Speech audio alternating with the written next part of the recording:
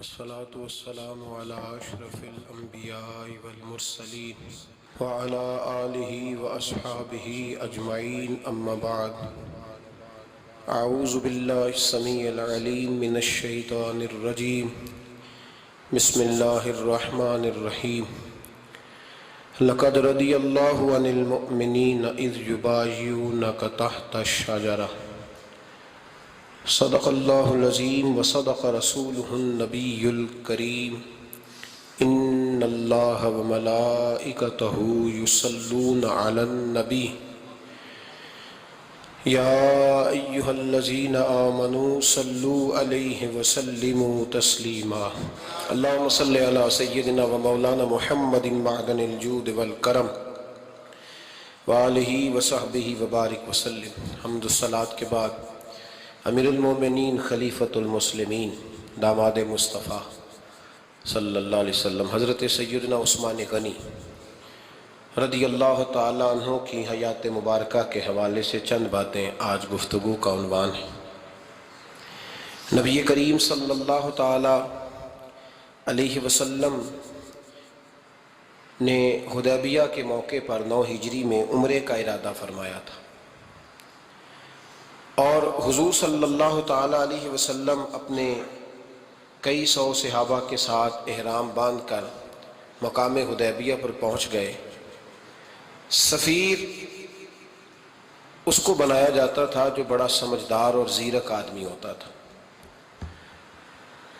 نبی پاک صلی اللہ علیہ وسلم نے اس موقع پر جس کو اپنا سفیر بنا کے بھیجا وہ حضرت سیدنا عثمان غنی رضی اللہ تعالیٰ عنہ۔ حضور نے انہیں سفیر بنا کر کے مکہ مکرمہ میں بھیج دیا اور 2 ٹارگٹ دیے اپنے سفیر کو، 2 باتیں فرمائیں۔ فرمائے ایک تو جا کے مکے والوں کو بتاؤ کہ ہم جنگ کرنے نہیں آئے، اللہ کے گھر کا دیدار کرنے آئے، اور بڑے پرامن طریقے سے ہم طواف کریں گے، سعی کریں گے، عمرہ کریں گے، لوٹ جائیں گے۔ یہ ہمارا واحد ایجنڈا ہے، اس کے علاوہ کوئی پروگرام نہیں ہے۔ اور دوسرا انہیں یہ بتاؤ ان لوگوں کو جو ایک زمانے سے مکہ مکرمہ میں کفار مکہ کے ظلم سہ رہے ہیں، ہمارے وہ غلام جو یہاں بڑی تکلیف میں ہیں، ان کو یہ خبر دے دو، عثمان انہیں میرا پیغام دے دینا کہ اب تمہاری مشکلات کے دن تھوڑے رہ گئے، اب بڑی جلدی اللہ تبارک و تعالی دین اسلام کو فتح عطا فرما دے گا۔ حضرت عثمان غنی تشریف لے گئے۔ جب حضرت عثمان غنی وہاں پہنچے تو کفار نے آپ کو روک لیا۔ انہوں نے کہا کہ آپ رکیے، دیر ہو گئی۔ ادھر ابو سفیان نے حضرت عثمان غنی رضی اللہ تعالیٰ عنہ کو یہ کہا کہ ہم نبی پاک صلی اللہ علیہ وسلم کو اور ان کے صحابہ کو عمرہ نہیں کرنے دیں گے، آپ اگر چاہیں تو وہ سامنے بیت اللہ شریف ہے، طواف کریں، آب زمزم پئیں، حجر اسود پہ جائیں، مقام ابراہیم پہ جائیں، صفا مروہ کریں، آپ چاہیں تو کر لیں۔ تو حضرت عثمان غنی رضی اللہ تعالیٰ عنہ فرمانے لگے میں تڑپ رہا ہوں کعبے کے طواف کے لیے، لیکن میں بیت اللہ کا طواف اسی وقت کروں گا جب آگے آگے مجھے میرے مصطفیٰ کریم نظر آئیں گے صلی اللہ تعالی علیہ وسلم۔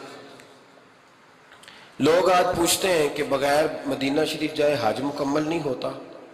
میں نے کہا مدینہ شریف کے بغیر حج ہو جاتا ہے، پر مدینے والے کے بغیر نہیں ہوتا، اس لیے کہ حضور نے فرمایا صحیح مسلم میں خذوا عنی مناسککم، حج کے طریقے مجھ سے سیکھو۔ اللہ نے تو کہہ دیا حج کرو، تفصیل تو بتائی نہیں، تو اب آپ کو حضور سے سیکھنا پڑے گا۔ مدینے کے بغیر تو شاید حج ہو جائے، پر مدینے والے کے بغیر حج نہیں ہوتا۔ حضرت عثمان غنی رضی اللہ تعالیٰ عنہ آنے لگے میں طواف ضرور کروں گا، پر اس وقت کروں گا جب مجھے حضور آگے آگے نظر آئیں گے۔ ادھر ایک شخص نے حضور کی بارگاہ میں بھی کہا، اپنوں کا نہ پتہ ہوتا ہے، دل بدست آور کے حج اکبر است، جو دل ہوتے ہیں نا، دل کو دل سے راہ ہوتی ہے. یہ کئی دفعہ جسم علیحدہ علیحدہ ہوتے ہیں پر یہ اکٹھے دھڑک رہے ہوتے ہیں. تو دل کو راہ ہوتی ہے. عرض کی یا رسول اللہ صلی اللہ علیہ وسلم، عثمان غنی تو طواف کر رہے ہوں گے، صفا مروہ میں ہوں گے، بڑی موج ہوگی، آب زمزم کھول کے پی رہے ہوں گے.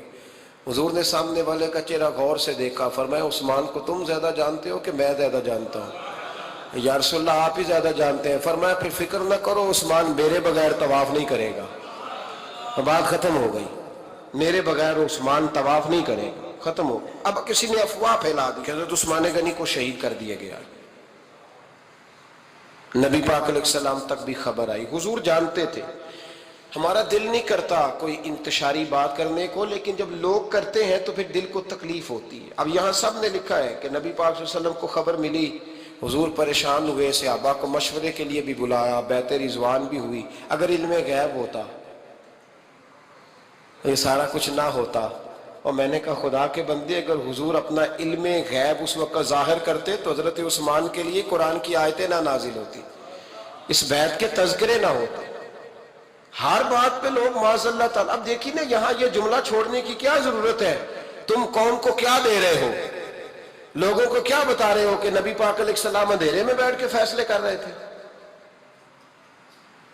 کیا بتا رہے؟ آج انٹیلیجنس کی رپورٹس بتا دیتی ہیں کہ وہ فلاں کس طرح کا ماحول ہے اور آپ نے کس طرح کرنا ہے، تو تمہیں اپنی خفیہ ایجنسیوں کے مطابق تم فیصلہ کرو تو کہتے ہو ہم بھئی اندھیرے میں فیصلہ نہیں کر رہے، ہمیں رپورٹ ہے تو فیصلہ کر رہے ہیں. اور نبی پاک علیہ السلام کے بارے میں تم لوگوں کو یہ بتا رہے ہو کہ حضور اندھیرے میں فیصلہ کر دیتے تھے، پتہ ہی نہیں تھا. کس طرح کی بات کرتے ہو؟ میرے محبوب پاک علیہ السلام فرماتے ہیں کہ اللہ تبارک و تعالیٰ نے مجھے اس طرح کا علم عطا فرمایا ہے کہ جو تمہارے ذہن میں ہو مجھ سے پوچھو، میں فوراً تمہیں جواب دوں گا. لیکن لوگ اڑ گئے ہیں، کیا کیا جائے؟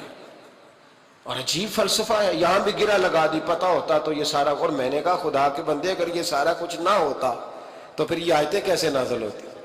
پھر صبح قیامت تک حضرت عثمان غنی کی عظمتوں کا کیسے پتہ چلتا؟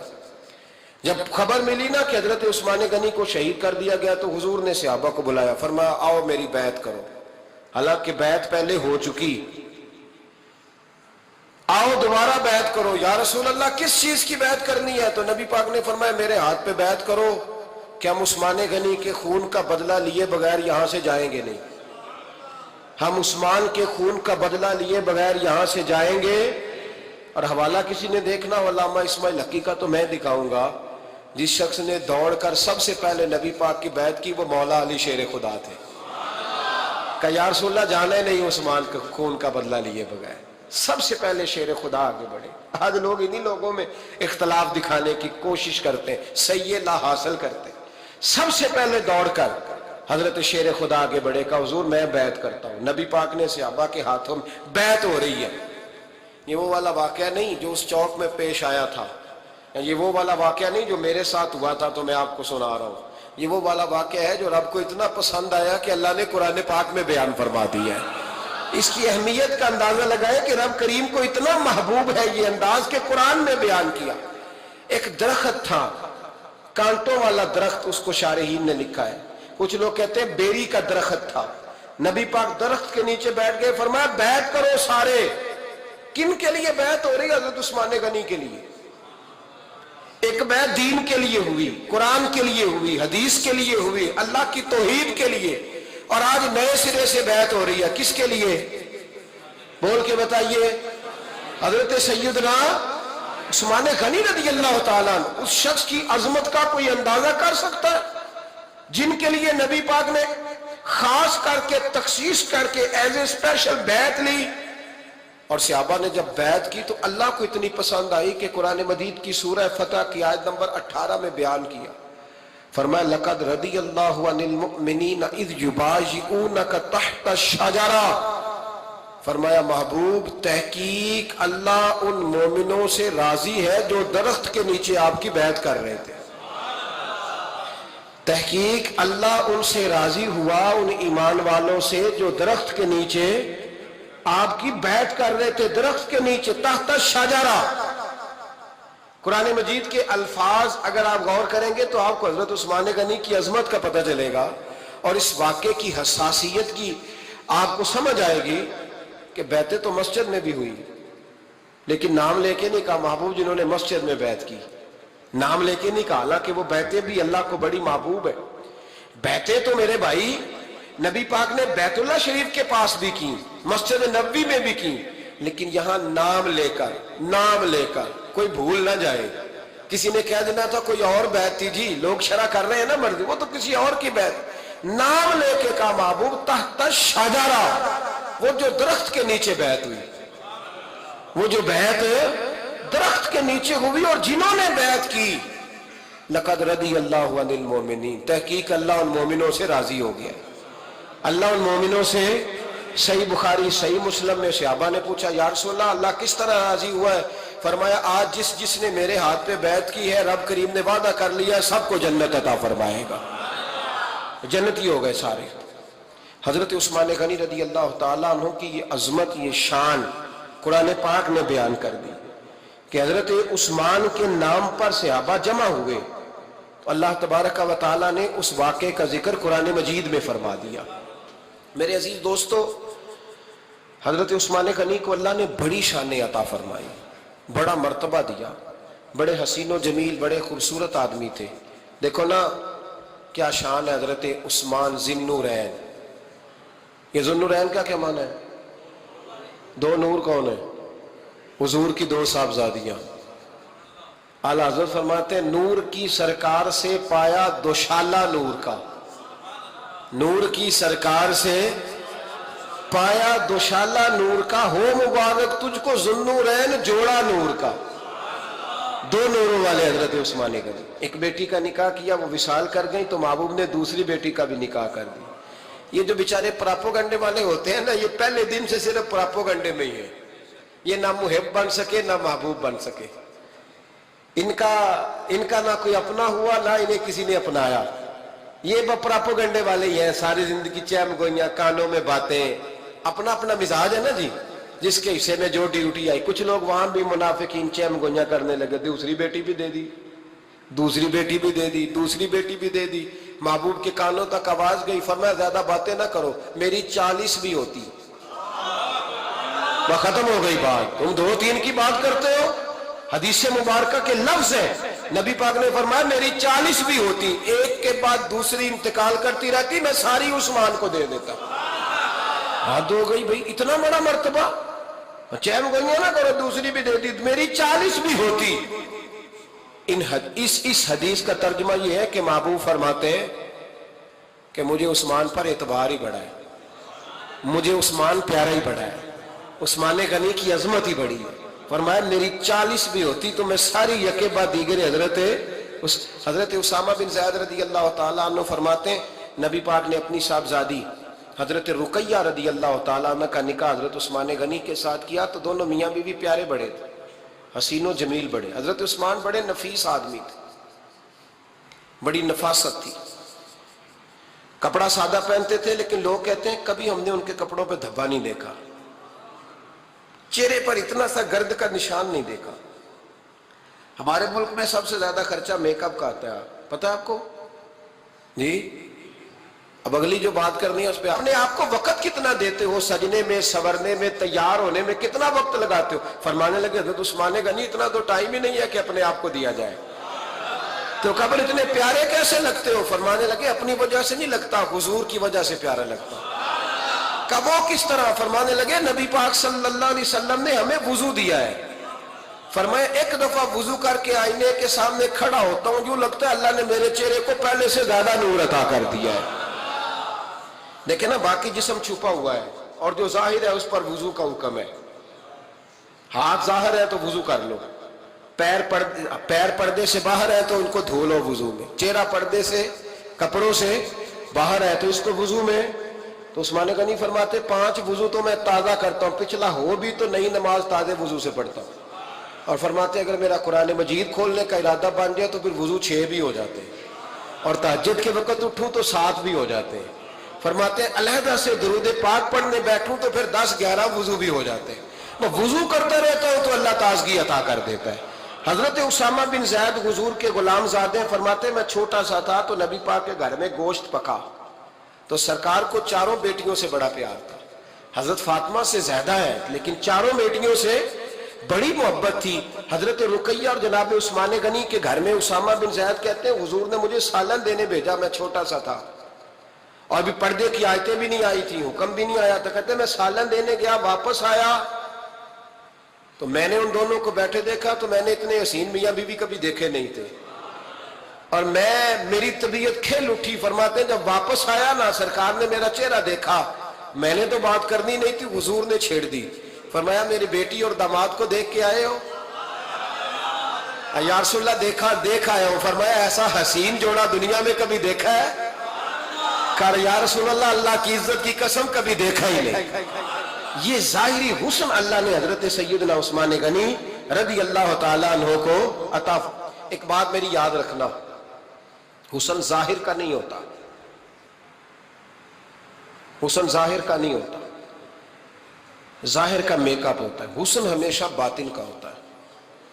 جن لوگوں کے اندر معصومیت ہوتی ہے ان کے چہروں پہ بھی آئی جاتی ہے. کوئی نہیں سمجھ آئی شاید آپ کو. اندر اگر بندہ کڑوا ہونا, کسیلا ہو, چہرہ نہیں روشن ہوتا. اس کی دلیل حدیث میں موجود ہے. نبی پاک صلی اللہ علیہ وسلم سے صحابہ نے کہا یا رسول اللہ اللہ کا ولی کون ہوتا ہے؟ فرمایا جس کا چہرہ دیکھنے سے اللہ یاد آئے. تو ولایت کا تعلق دل سے ہے, چہرے سے نہیں. ولایت کا تعلق بولیے دل سے ہے, چہرے سے ولایت کا تعلق نہیں ہے. لیکن حضور نے دلیل کیا دی؟ چہرہ دیکھو تو اللہ یاد آئے. گویا محبوب نے فرمایا کہ دل اگر ولی کا ہو تو پھر اللہ تعالیٰ دل کی برکت سے چہرہ بھی نورانی عطا فرما دیتا ہے. چہرہ بھی نورانی. بہت سارے میں نے ایسے بزرگوں کو دیکھا جن کے رنگ گورے نہیں تھے پر نورانی تھے. ہمارے علامہ فیض احمد اویسی صاحب رحمۃ اللہ علیہ میرے استاد گرامی کا رنگ گورا نہیں تھا, لیکن جو بابا جی کو دیکھتا تھا فدا ہی ہو جاتا تھا. رنگ گورا نہیں تھا, گندمی تھا, لیکن کیا بات تھی چہرے کی معصومیت کی. تو یاد رکھیں حضرت عثمان غنی کے باطن میں جو حسن تھا, جو وقار تھا, وہ چہرے سے چھلکتا تھا. چند خوبیاں بڑی زیادہ تھی حضرت عثمان غنی میں, بہت زیادہ تھی چند خوبیاں. ایک بہت بڑی خوبی حضرت عثمان غنی کی جس کو نبی پاک نے بڑا چاہا, وہ تھا حضرت عثمان غنی کا سخی ہونا. مالا والے سخی نہیں ہوندے, مالا والے سخی ان کے پاس تو پیسہ وافر ہوتا ہے, کسی وقت 10,000 کا تعاون کاری دیتے ہیں کسی کے ساتھ, وہ سخی نہیں ہوتے. بھائی کسی ایک بندہ 1.5 کروڑ کی اسامی ہے تو کسی کو 20,000 کا تعاون کرتے, سخاوت تھوڑی ہے. کروڑوں روپیہ اس کے پاس پڑا ہوا ہے. مالا والے سخی, یہ میاں صاحب نے کہا مالا والے سخی نہیں ہوندے تے سخیاں کل مال نہیں ہوندا. سخیاں کل مال ہے اس لیے کہ جمع کریں گے تو رہے گا نا, وہ سخی جمع کرتا ہی نہیں. مالا والے سخی نہیں ہوندے, سخیاں کل مال نہیں ہوندا. ایتھے اوتھے دوویں جہان نہیں, سخی کنگال نہیں ہوندا. حضرت عثمان غنی رضی اللہ تعالیٰ عنہ فرماتے ہیں کہ جس دن حضور نے تبوک کے لیے جیش اسرا کے لیے اعلان کیا نا, تو حضرت عثمان غنی فرماتے ہیں کہ حضرت ابو بکر صدیق تو سارا مال لے آئے تھے, جناب عمر آدھا لے آئے تھے, مولا علی شیر خدا نے جی کھول کے دیا تھا, لیکن 800 گھوڑے بما پالان کی ضرورت تھی. یعنی 800 فوجیوں کا خرچہ, اپنے لفظوں میں بات کر رہا ہوں. فوجی کا خرچہ کیا ہوتا تھا کہ فوجی کا گھوڑا بھی چاہیے, گھوڑے کے ساتھ کجاوا بھی چاہیے, تلوار بھی چاہیے, نیزہ بھی چاہیے, تیر بھی چاہیے, لوہے کی جیکٹ بھی چاہیے. حضرت عثمان غنی کہتے ہیں نبی پاک نے اعلان کرنا شروع کیا. ایک دفعہ اعلان کیا تو میں نے کہا حضور 200 فوجی کا خرچہ میرا. تو نبی پاک نے دوسری دفعہ اعلان کیا تو کوئی اٹھا ہی نہیں. جنہوں نے دینا تھا وہ تو سارا کچھ پہلے ہی دے چکے تھے, کوئی اٹھا نہیں. کہتے مجھے بڑا عجیب لگا کہ میرے مصطفیٰ اعلان کریں. حضرت عثمان غنی فرماتے ہیں, شاہ ولی اللہ صاحب نے ازالت الخفا میں لکھا ہے کہ یوں پکڑ کے کہتے ہیں میں نے اپنا نا گریبان پکڑ لیا, عثمان تیرے نبی کو اعلان کرنا پڑ رہا. کہتے 1000 فوجی کا خرچہ چاہیے تھا, 1000 کا. عثمان کہتے تیسری دفعہ حضور نے اعلان کیا تو کہا یا رسول اللہ 200 اور ڈال لے. سنو سخی کس کو کہتے. حضرت عثمان غنی رضی اللہ تعالیٰ عنہ فرماتے ہیں میرے پاس کل خرچہ میرے پاس 800 فوجیوں کا تھا, میں سارا کچھ بھی گھر سے لے آؤں تو 1000 میں پھر بھی پورا نہیں کر سکتا تھا. لیکن جب نبی پاک نے چوتھی دفعہ کہا نا کہ اٹھو بھائی ابھی خرچہ چاہیے, عثمان کہتے ہیں مجھے لگتا تھا میرے گریبان پھٹ جائے گا، یار میرے محبوب کو اعلان کرنا پڑ رہا ہے۔ عثمان غنی فرماتے میں اٹھ کے کھڑا ہوا، میں نے کہا حضور اب آپ نے اعلان نہیں کرنا، آپ 1000 ہی میرے کھاتے میں ڈال دیں، میں سب کا بندوبست کرا دوں گا۔ فرماتے میں نے 200 فوجی کا خرچہ پکڑ دکڑ کے پورا کیا۔ 200 کا خرچہ، غریب اصل میں اللہ سے تجارت نہیں کرتا اس لیے امیر نہیں ہوتا، غریب اللہ سے تجارت کرے نا، اللہ سے اس کے رستے میں 200 دے کے 70 گنا کی امید رکھے یہاں بھی وہاں بھی، پھر امیر ہو جائے۔ یہ تجارت نہیں کرتا، یہ کہتا ہے اللہ کے رستے میں امیر خرچ کریں گے، میری نہیں ڈیوٹی۔ حضرت عثمان غنی کہتے ہیں میرے پاس 800 کا بندوبست تھا، میں نے 1000 کا دیا۔ حضور تشریف لے گئے، فرماتے ہیں جہاد سے جب واپسی ہوئی نا، ایک ایسا سودا تھا جس میں سے مجھے نفع کی امید ہی نہیں تھی، پر اللہ نے مجھے 11 گنا نفع عطا فرمایا۔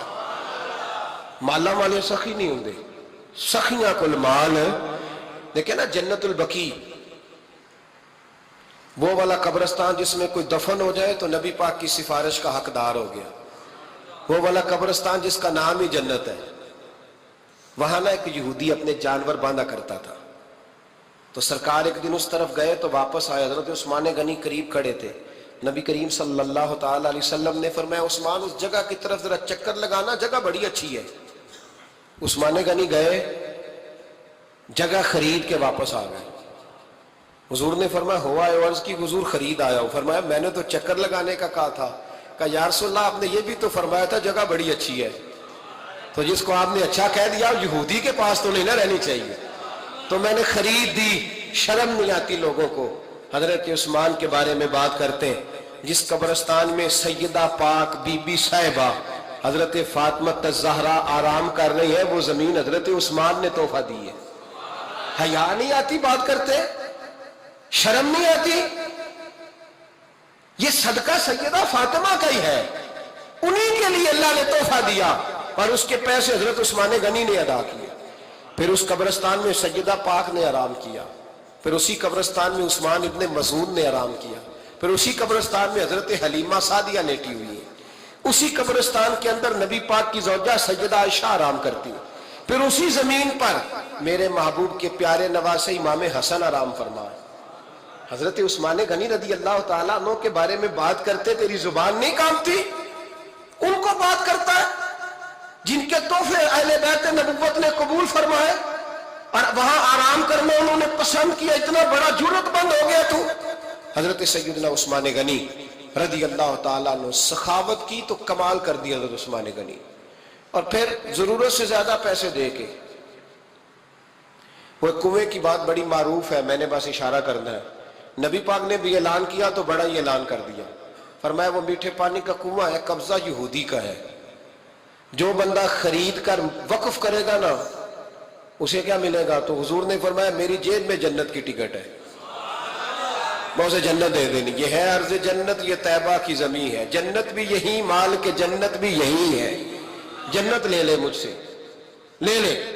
حضرت عثمان غنی گئے، اس کو کہا بھئی کنواں میرے ہاتھ بیچ دے۔ کنویں کی قیمت تھی 500-700 دینار، تو حضرت عثمان 500-600 دینار کل کنویں کی قیمت تھی۔ جناب عثمان غنی گئے، یہودی کو پتا تھا کہ یہ خریدنا چاہتے ہیں، فرمایا یار یہ کنواں بیچ دو۔ کہنے لگا نہیں بیچنا۔ فرمایا قیمت منہ مانگی، کہنے لگا قیمت میری مرضی کی۔ کہا تمہاری مرضی کی، اپنی اپنی اوقات ہوتی ہے نا قیمت لگانے کی، تمہاری مرضی کی۔ کہنے لگا میری شرط ہے میں ایک دن کے لیے کنواں دوں گا، ایک دن میں ایک دن آپ۔ فرمایا یہ بھی منظور ہے۔ کتنے پیسے؟ اس نے کہا میں 3000 دینار لوں گا، 500-600 کا ہے۔ حضرت عثمان غنی فرمانے لگے تو نے اپنی اوقات کے مطابق 3000 مانگا ہے، میں 40,000 لے کے آیا تھا، اپنی اوقات کے مطابق مانگا، 40,000 دینار میری جیب میں۔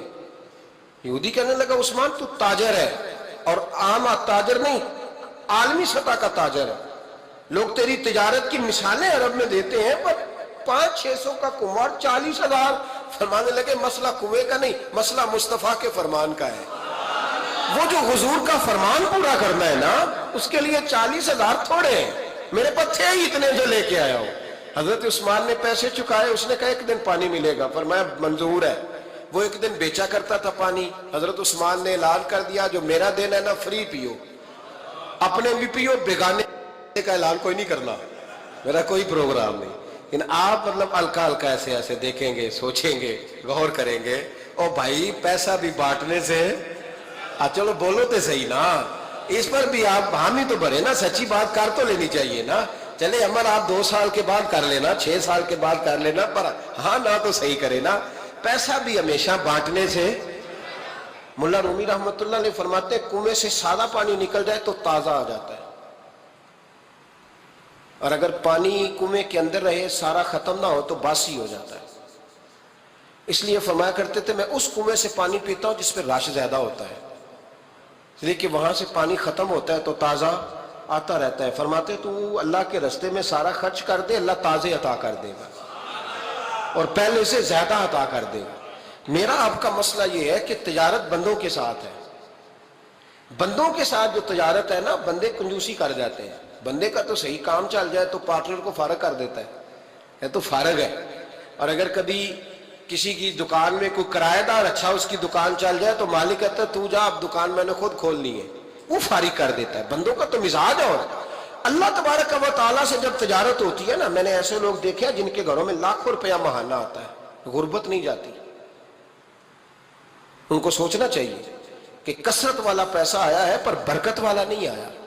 حضرت عثمان غنی رضی اللہ تعالیٰ عنہ فرماتے ہیں کہ میں نے پہلے بھی میں بڑا تاجر تھا، لیکن جب سے مصطفیٰ کے نام پر خرچ کرنا شروع کیا، پھر کہاں کہاں سے آیا کب، اور بڑی سیانی بات فرماتے ہیں، آپ فرماتے ہیں میں کلمہ پڑھنے سے پہلے تجارت کو وقت زیادہ دیتا تھا، اور مسلمان ہونے کے بعد میں نے تجارت کو ٹائم تھوڑا دیا ہے، پر اللہ نے روزی مجھے زیادہ عطا فرمائی۔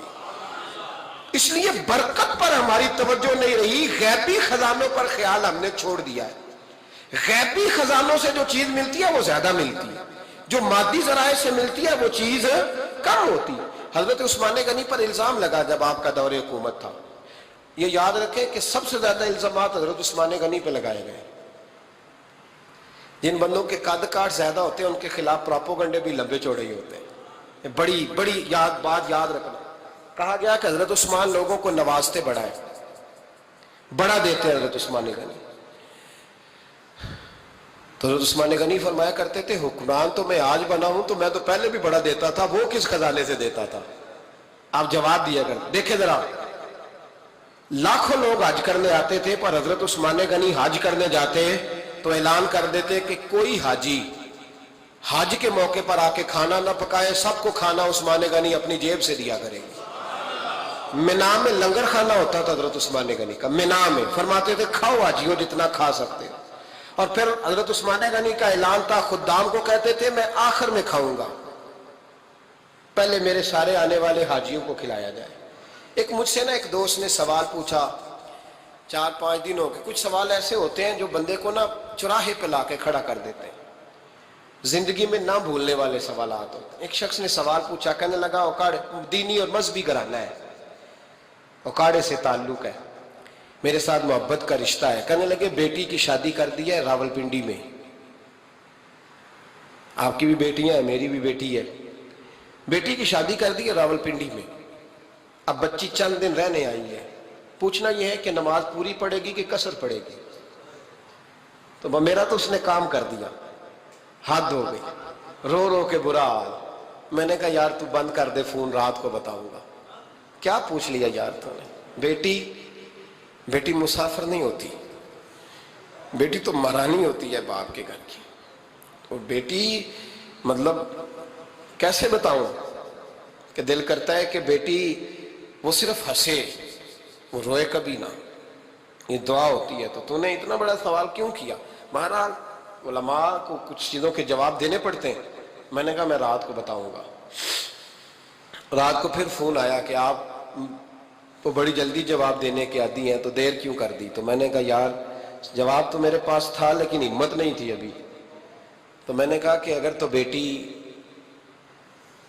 آئی ہے والد کے گھر میں اور ابا جی کا پروگرام ہے اسے جائیداد میں سے حصہ دینے کا، تو پھر تو بیٹی نماز پوری پڑے گی، لیکن اگر ابا جی نے علیحدہ کر کے انگوٹھا لگوانا ہے تو پھر بیٹی مسافر ہے۔ اگر ابا جی نے اس کو علیحدہ کر کے انگوٹھا لگوانا ہے نا کہ دے دے بھائیوں کو، خیر ہے تیری شادی پہ خرچہ کر دیا ہے، اگر ابا جی کے دل میں نے کہا یہ ابے سے فتویٰ پوچھ لو، اگر ابا جی کے دل میں چور ہے نا کہ بیٹی کو دینا کچھ نہیں، تو پھر بیٹی نے نماز قصر پڑھنی ہے، اس لیے کہ پھر وہ وہاں حصے دار۔ اس کی دلیل حضرت عثمان غنی رضی اللہ تعالیٰ عنہ حج کے لیے تشریف لے گئے تو لوگوں نے حضرت عثمان غنی سے کہا کہ نبی پاک بھی قصر نماز پڑھتے تھے، حضرت عمر بھی حج کے موقع پر قصر پڑھتے، حضرت ابو بکر بھی، آپ کیوں پوری پڑھتے؟ فرمایا ان کا مکے میں گھر کوئی نہیں تھا، میرے تو پورے کے پورے باغ ہیں، تو میں یہاں مسافر نہیں ہوں، میں یہاں مقیم ہوں، تو اگر تو بیٹی کا حصہ بھی ہے ابا جی کے گھر میں تو پھر وہ نماز پوری پڑے گی۔ لیکن اگر ابا جی نے اللہ تعالیٰ خیر فرمائے بیٹوں کے حق میں فیصلہ سنا دیا ہے اور انہوں نے بیٹی سے کہہ دیا ہے کہ چھوڑ، جو بیٹیاں حصہ لیتی ہیں ان کے بھائی نہیں ملتے تو نہ ملے بھائی، کوئی حرج نہیں، ضروری ہے ظالم بھائیوں سے رابطہ رکھنا جو کھا جائے بہنوں کا حصہ۔ والد ظالم ہے، ظالم ہے باپ، بیٹے کو حصہ دیتا ہے بیٹی کو نہیں دیتا۔ اور یہ 1.5 مربے والے جاگیردار کی بات نہیں کر رہا، جس کا 4 مرلے کا مکان ہے اس کی بیٹی کا بھی حصہ بنتا ہے۔ کیوں کھاتے ہو بیٹیوں کا حصہ؟ ڈر نہیں آتا اللہ تعالیٰ سے؟ کیوں کھاتے ہیں لوگ بیٹیوں کا حصہ؟ جب اللہ رسول نے رکھا ہے تو کیوں کھا جاتے؟ اور پھر کہتے ہیں جناب بڑا پیار ہے بیٹی سے، رونے دھونے کے لیے پیار ہے۔ تو یاد رکھیں حضرت عثمان غنی رضی اللہ تعالیٰ عنہ کا لنگر چلتا تھا۔ تو میرے بھائی ایک اور بہت بڑی خوبی حضرت عثمان غنی کی تیسری وہ یہ تھی کہ آپ میں اللہ نے بہت زیادہ حیا رکھی تھی۔ آج نا اگر آپ ناراض نہ ہو تو ہماری حکومتوں میں جو بدتمیز زیادہ ہوتا ہے اس کا عہدہ زیادہ ہوتا ہے، اس کو اچھا عہدہ ملتا ہے جو بدتمیزی زیادہ کرتا ہے۔ اور ہمارے ہاں نوجوان سمجھتے ہیں کہ کھل کے پھرنا، کھل کے کھانا، مرضی کا لباس پہننا۔ ہمارے ایک بزرگ فرمایا کرتے تھے جب سے پیسے لوگوں کے پاس زیادہ آئے ہیں لباس چھوٹے ہو گئے، پیسہ زیادہ آ گیا کپڑے جسموں پہ سکڑ گئے۔ لوگ سمجھتے ہیں کہ بس جو دل میں آئے کہہ دینے کا نام جمہوریت ہے، آزادی رائے ہے۔ حضرت عثمان غنی رضی اللہ تعالیٰ عنہ شرم و حیا کے پیکر تھے، بڑا پیسہ تھا، بڑا کچھ تھا، لوگ ڈرتے تھے، سردار بھی تھے، جو چاہتے کر سکتے، روب طاری ہوتا۔ لیکن عثمان غنی کو جب بھی کوئی دیکھتا تھا کسی کونے میں بیٹھے نظر آتے تھے، چھپے ہوئے، پیچھے، شرم و حیا، نفاست پسندی، بڑھ بڑھ کے آگے ہونا، ہر ویڈیو میں شامل ہونے کی کوشش کرنے کا نام پیار نہیں ہے۔ نفاست پسند جو لوگ ہوتے ہیں وہ اکثر چھپے ہوئے ہوتے ہیں، ان کا پتہ ہی نہیں ہوتا لوگوں کو کہ پیچھے دراصل ہے کون۔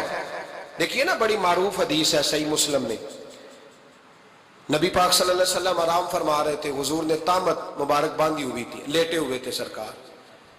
تو جب آدمی لیٹتے تھے نا، ہمارے بزرگ بھی جب لیٹتے ہیں تو تامت کو سمیٹا کرتے تھے تو گھٹنوں تک آ جاتی تھی، دیکھا نا آپ نے، گھٹنوں تک تامت آ جاتی جب لیٹتے۔ تو سرکار بھی لیٹے تھے، پردے کی ابھی آیتیں نہیں آئی تھی، دروازے پہ دستک ہوئی، حضرت عائشہ صدیقہ عرض کرنے لگے یا رسول اللہ میرے ابا جان جناب ابو بکر صدیق آئے۔ حضور نے فرمایا بلا لو۔ حضرت عائشہ کہتی ہیں وہ آ کے بیٹھ گئے، حضور لیٹے رہے، پھر دستک ہوئی، اب کون ہے؟ کہا سیدنا فاروق اعظم۔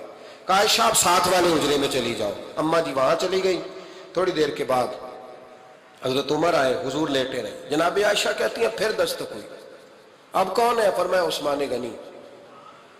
نبی کریم نے فرمایا اسے کہو ذرا ٹھہر جائے۔ حضرت عثمان ٹھہرے تو حضور اٹھ کے بیٹھے، تہمت مبارک کو ٹھیک کیا، پھر اپنے کرتے مبارک کو سیدھا کیا، پھر دستار کو سیدھا کیا، فرمایا اب بلاؤ عثمان غنی کو۔ حالانکہ جاہو جلال حضرت عمر کا زیادہ ہے، حالانکہ وقار مقام حضرت صدیق اکبر کا زیادہ ہے، اب بلاؤ عثمان غنی کو۔ حضرت عثمان غنی رضی اللہ تعالیٰ عنہ آئے، بیٹھے، بات چیت ہوئی، تینوں چلے گئے۔ حضرت عائشہ صدیقہ کہتی ہے میرے ذہن میں سوال رہ گیا، میں نے عرض کی یا رسول اللہ صلی اللہ تعالیٰ علیہ وسلم وہ 2 لوگ آئے، آپ بیٹھے رہے، عثمان آئے تو آپ نے اہتمام کیا، کیا لفظ ہے اور لفظوں میں تاثیر ہے، اور جملے 2 کہے نبی پاک نے لیکن کتنا بڑا ان کا مرتبہ بیان کیا۔ فرمایا عائشہ میں اس شخص سے حیا نہ کروں جس سے اللہ کے فرشتے بھی حیا کرتے ہیں، میں اس سے حیا نہ کروں جس سے اللہ کے فرشتے بھی حیا کرتے ہیں۔ حضرت عثمان غنی فرمایا کرتے تھے میں نے جب سے حضور کا چہرہ دیکھا ہے دوبارہ پلٹ کے اپنی شرمگاہ بھی کبھی نہیں دیکھی، گویا میں نے اپنی آنکھوں کا وضو نہیں توڑا جب سے حضور کا۔ فرماتے جب سے یہ ہاتھ نبی پاک کو بیعت کے لیے دیا ہے پھر گندگی میں نہیں جانے دیا میں نے سیدھا ہاتھ۔ حضرت عثمان غنی فرمایا کرتے تھے میں اپنے گھر کے اندر اپنے غسل خانے میں چار دیواری کے اندر بھی کپڑوں سمیت غسل کرتا ہوں، مجھے حیا آتی ہے غسل خانے میں بھی کپڑے۔ اور سنو ایک اور بڑی بات اہم، آپ فرمایا کرتے تھے میری جو محرم عورتیں ہیں نا، محرم پھپھی خالہ، میری جو محرم عورتیں ہیں، فرمایا کرتے تھے میں نے کبھی ان کے بھی چہرے آنکھ بھر کے نہیں دیکھے، ان کے بھی چہرے کبھی میں نے آنکھ بھر کے نہیں دیکھے۔ جو میری محرم عورتیں ہیں پھپھی خالہ، فرماتے تھے ان سے بھی جب بات کرتا ہوں تو میں چہرہ جھکا کے۔ ہمارے ہاں تو کزن ایک دوسرے سے سلام لیتے ہیں، لڑکیاں لڑکے کزن ایک دوسرے سے سلام لیتے ہیں۔ بچیاں آیا کرتی تھی تو میری کبھی کبھی مجھے بتایا جاتا تھا، میں نے ایک پابندی لگا دی، بچیاں جب مدرسے میں آتی تھی کہ جو دور سے بچی آئے اس کو جس آدمی کا نام لکھا ہو بتایا جائے وہی لینے آئے۔ ایک دن مجھے اطلاع دی گئی کہ آپ تھوڑی دیر آئیں، میں گھر گیا تو مجھے بتلایا گیا کہ ایک بچی ہے تو اس کو جو پہلے لینے آتا تھا وہ نہیں آیا، کوئی اور آیا۔ میں نے اس کے بھائی کو فون کیا کہ آپ لینے نہیں آئے، کہنے لگے یہ کزن ہے ہمارا، اس کے ساتھ بھیج دیں آپ، ہمارا ہی کزن ہے، خالہ زاد ہے۔ میں نے کہا یار آپ کہاں ہو؟ کہنے لگے مجھے 20-25 منٹ لگ جائیں گے۔ تو میں نے کہا ابھی کلاسیں بھی جاری ہیں تو آپ ہی آ جانا خود ہی۔ کہنے لگا سب آپ بھیج دیں، مجھے اعتبار ہے اس پہ۔ میں نے اس کو ایک بات کہی جو آپ کو بھی کہتا ہوں، میں نے کہا یار تمہیں اعتبار ہے تو اللہ رسول کو اعتبار کیوں نہیں؟ انہوں نے کیوں غیر محرم بنایا؟ عجیب تماشا ہے، مجھے پھپھی ذات پہ، خالہ ذات پہ، ماموں ذات پر اعتبار ہے، نبی پاک کو کیوں نہیں؟ آپ کو زیادہ پیار ہے لوگوں سے یا نبی پاک کو امت سے زیادہ پیار ہے؟ کیا مطلب تماشا ہے، کیا مزاج بنا لیا میں نے اور آپ؟ نبی پاک نے ایک شخص پر اعتبار نہیں کیا، پر میں اس سے پردہ کرو، آپ نے اور میں نے کیسے کر لیا؟ نبی پاک نے خالہ ذات، پھپھی ذات، دیور پر، جیٹ پر، سالے پر، بہنوئی پر اعتبار نہیں کیا، پابندی لگا دی۔ تو نے کیسے کیا؟ تیرے دل میں زیادہ پردہ ہے، تو زیادہ دین کو سمجھنے لگا ہے، انسانیت زیادہ اچھل آئی ہے تیرے اندر۔ اعتبار کیا ہو؟ یاد رکھنا دنیا میں جتنے گھر تباہ ہوئے ان لوگوں کی وجہ سے نہیں ہوئے جن پر اعتبار نہیں تھا، ان کی وجہ سے ہوئے جن پر اعتبار تھا۔ گھر کا بیٹی لنکا ڈھائے، باہر والے آ کے کبھی بھی گھر میں کوئی نقب زنی نہیں کرتے، جب بھی کرتے ہیں اعتبار والے کرتے ہیں۔ میرے رسول پاک علیہ الصلوۃ والسلام کی وہ ازواج جن پر اللہ کو اتنا اعتبار ہے کہ رب کہتا ہے میرے محبوب کی بیویوں تمہاری جیسی دنیا میں دوسری ہے ہی کوئی نہیں، اللہ کو اتنا اعتبار ہے۔ لیکن ایک نابینا صحابی آئے تو حضور کی 2 ازواج بیٹھی تھی تو نبی پاک نے فرمایا پردہ کرو۔ یا رسول اللہ وہ تو نابینا ہے۔ فرمایا تمہیں تو نظر آ رہا ہے نا، تمہاری آنکھیں تو کھلی ہوئی ہیں۔ حضور کو اعتبار نہیں تھا، بس کر دیں۔ سب سے بڑا ظالم وہ ہے جو کہتا ہے مجھے بیٹی پہ اعتبار ہے، وہ ظالم ہے، وہ اپنی بیٹی کے ساتھ ظلم کر رہا ہے۔ جو کہتا ہے مجھے اعتبار ہے، کالج جا رہی ہے، یونیورسٹی جا رہی ہے، اکیلے آ جا رہی ہے، مجھے اعتبار ہے، یہ ظلم کر رہا ہے بچی کے ساتھ۔ وہ تو بچی ہے، اس کا تو ذہن کمزور ہے، ہو سکتا ہے صاف دل ہو، لیکن سامنے جو شیطان چوکوں میں گلیوں میں دائیں بائیں گھوم رہے ہیں وہ تو صاف دل نہیں ہے نا، وہ تو معصوم طبع نہیں ہے نا۔ تو بعض اوقات بڑے اچھے نفیس بچے بھی شیطانوں کا شکار ہو جاتے ہیں۔ خدا کا خوف کریں۔ حضرت عثمان غنی کی زندگی، حضرت عثمان فرماتے ہیں جو محرم عورتیں تھیں ان کی طرف بھی آنکھ بھر کے نہیں دیکھا، اس لیے کہ وہ خاتون ہے، میں مرد ہوں، میری حیا مانی۔ آج لوگوں کو شوق ہو گیا عورتوں کی مجلس میں دوڑ دوڑ کے جانا، وہاں بیٹھنا، وہاں وقت بتانا۔ پیرانے عظام کہتے ہیں کہ وہ درویشنیوں کے بیچ بیٹھے ہیں جی، باپ بیٹی ہوتے ہیں جی، مریدنی اور پیر۔ میں نے کہا کوئی نہیں ہوتے، اس رشتے پر استدلال ہے۔ اعلیٰ حضرت فرماتے ہیں واجب ہے پردہ پیر اور مریدنی کا، یہ پردہ واجب ہے۔ اگر کوئی شخص اس طرح بے پردہ بیعت لے گا، بیچ میں بیٹھے گا، تو اس کا تو مرید ہونا ویسے ہی حرام ہے، جائز ہی نہیں ہے۔ جو سارا دن تویز دھاگے کے لیے بیٹھا رہے اور بیویوں سے گفتگو کرتا رہے۔ خدا را حضرت عثمان غنی رضی اللہ تعالیٰ عنہ کی زندگی میں جو باتیں ہمیں بہت زیادہ ملتی ہیں ان میں نفاست ہے، آپ کی حیا ہے، سخاوت ہے۔ ایک بات اور سن لیں، بڑا ستایا گیا حضرت عثمان غنی کو، پراپوگنڈے کیے گئے، آپ کے خلاف مہم چلی، عبداللہ ابن سبا نے بڑی مہم جوئی کی آپ کے خلاف۔ یہودیوں نے مسلمانوں کا روپ دھار کر بڑا آپ کو ستایا، تکلیفیں دی، جی آپ اپنے رشتہ داروں کو بڑا دیتے ہیں، فرمایا کرتے تھے جیب سے دیتا ہوں، مال خزانہ سے نہیں دیتا۔ حضرت عثمان غنی رضی اللہ تعالیٰ عنہ کو بڑا ستایا گیا۔ یہ واحد خلفائے راشدین میں خلیفہ ہے جن کا 40 دن پانی بند کیا گیا، کھانا نہیں آنے دیا گیا، لیکن کمال ہستی حضرت عثمان غنی کی۔ مولا علی جیسے شیروں نے جا کے کہا آپ اشارہ کریں، یہ جو آپ کے خلاف نکلے ہوئے ہیں تو ایک تلوار سے مار دیے جائیں گے۔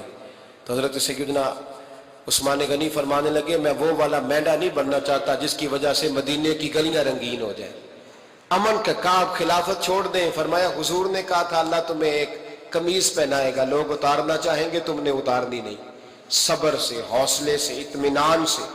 یہ وہ واحد ہستی ہے حضرت عثمان غنی، انہوں نے شہادت قبول کر لی لیکن تلوار نہیں چلنے دی، لوگوں کو ایک دوسرے کے گلے نہیں کاٹنے دی۔ وہ شخصیت ہے حضرت عثمان غنی کی، لیکن بڑا ستایا گیا، بڑا پراپوگنڈا۔ مجھے بتائیے اس کے بارے میں اللہ قرآن کی آیتیں نازل کر دے اور جس کے بارے میں مصطفیٰ کریم ایک بار نہیں تین بار جنت کی بشارت عطا کر دے، کوئی بندہ ہمیں تاریخ بتائے، حوالے دے، کہانیاں سنائے تو ہم اس کی کہانیاں دیکھیں گے یا نبی پاک کا فرمان دیکھیں گے؟ بولیں، جا کے بولیں، جا کے۔ کسی کہانی پر کبھی بھی کان، بس ایک حدیث میں نے بڑی دفعہ سنائی ہے، پھر سناتا ہوں، ترمذی میں ہے، نبی پاک جنازگاہ تک گئے جنازہ پڑھنے، یا رسول اللہ فلاں آدمی انتقال کر گیا، جنازگاہ تک تشریف لے گئے جنازہ پڑھانے، لیکن جنازگاہ تک پہنچ کر محبوب نے فرمایا اس کا جنازہ نہیں پڑھانا۔ یا رسول اللہ کیوں؟ فرمایا اس لیے کہ یہ عثمان غنی سے بغض رکھتا تھا، تو حضور تو اس کا جنازہ نہیں پڑھتے۔ خبردار کسی داستان پہ کان نہ دھریں، عقلیں دوڑاتے پھرتے ہیں لوگ، ایسے ہوا تھا تو ویسے ہوا تھا تو اس نے کہا تھا تو اس نے کہا تھا، ہمیں اس کی اس کی نہیں خبر، ہمیں تو مصطفیٰ کا پتہ ہے۔ جو حضور نے جن کی شان بیان کر دی ان کی شان پر ہم کسی تاریخ کا حوالہ مزید ضرورت محسوس ہے، بس اپنی طبیعت میں سادگی اور صفائی پیدا کریں، سخاوت پیدا کریں، حیا پیدا کریں، یہ حسن ہے۔ اس حسن کو حضرت عثمان غنی نے تقسیم کیا ہے، اللہ سمجھنے کی توفیق عطا فرمائے۔